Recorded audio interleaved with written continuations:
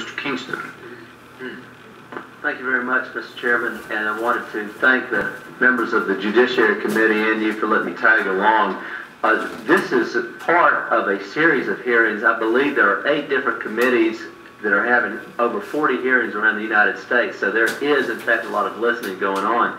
And I also wanted to say to my friend, Mr. Reyes, it's good to be back in El Paso. I think that the country has a lot to learn from El Paso and Juarez in the cooperation that you have always had historically in terms of economic overlap and emotional overlap and families and friends. There's a lot of leadership that's gone on in this border town that we can learn from in Georgia and everywhere else.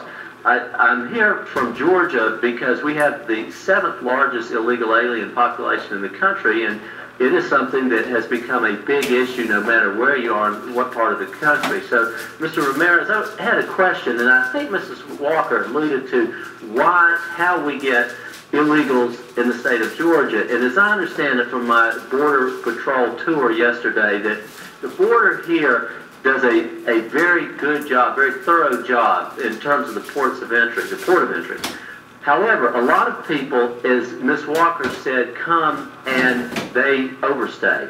They may rent a passport to get through the border. They might do everything legally, but once they're here, they overstay. Now, I was looking around the city, and I saw a lot of bus stations and a lot of places where people who are legally here could get on a bus and go to Denver, Colorado, for example, and perhaps get through the checkpoint that's further down the road.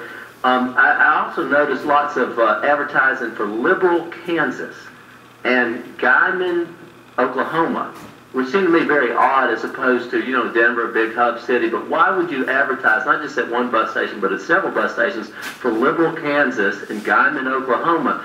What goes on in those cities? And is it possible that these bus services could be a conduit for people who come here legally to get into the interior of the United States? And is that something that Friends of Border Patrol is looking at? Yes, sir, we actually are, because one of the things we've understand in discussing with this with many line agents, once you get past the line, and right now there are stations, and I'm not going to obviously identify them, that you could say are the back duty stations.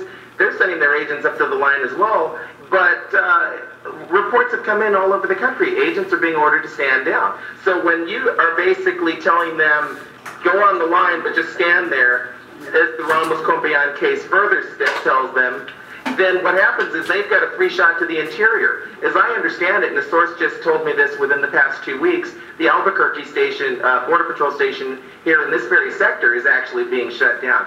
Albuquerque is a transportation hub.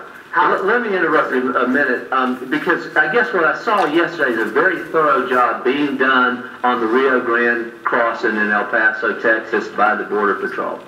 But then once folks are here through a rented passport or whatever, or, because they have a visa to come here for a short period of time, but then they get on a bus and they go to some place like Liberal, Kansas, do you feel that that is a pipeline that we are ignoring? It gets outside the 25-mile limit of the Customs and Border Patrol here, and it goes under the ICE people.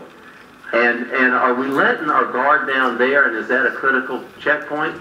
Yes, sir, absolutely. And many chiefs and just managers that I've spoken with around the country have reported that ICE is incapable of doing the job in the interior. They call the Border Patrol for help. Why would so many bus stations here in El Paso be advertising Liberal, Kansas and Guyman, Oklahoma? Perhaps for the job magnet. So would that mean that there on the other end is an employer waiting who is somehow communicating and saying, yeah, we will take these folks? That's what we expect, yes. And it would be that blatant? Absolutely, sir. Okay, Ms. Walker, do you want to comment on that? Because you had mentioned overstays.